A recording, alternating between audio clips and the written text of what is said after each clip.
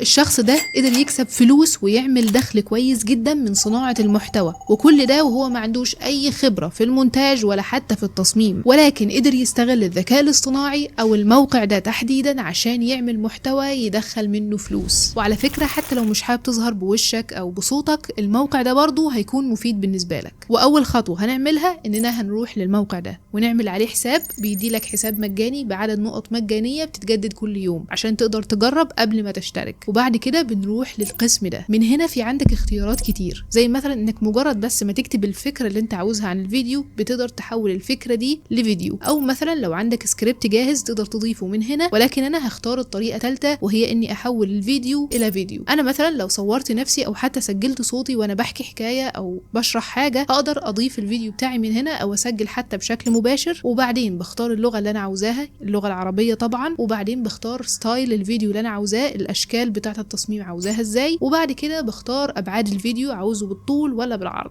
بيبدأ بقى يحلل الفيديو او الصوت اللي انا بعته له، وبعدين بيوريني السكريبت النهائي عشان لو في حاجة مكتوبة غلط او معمولة غلط اقدر اعدلها بسهولة. وبعد كده مش هيفضل غير اللمسات النهائية، وهي اني مثلا اقدر اختار انا عاوزة صورة مصغرة للفيديو ولا لا، عاوزة عنوان ولا لا، ايه كمان شكل الكابشن او الكلام اللي هيتكتب تلقائيا على الشاشة وانا بتكلم. كل الحاجات دي لمسات نهائية تقدر تظبطها وتختارها بما يتناسب مع مزاجك. في اقل من دقيقة هيحمل الفيديو، ودي النتيجة النهائية اللي طلعت معايا.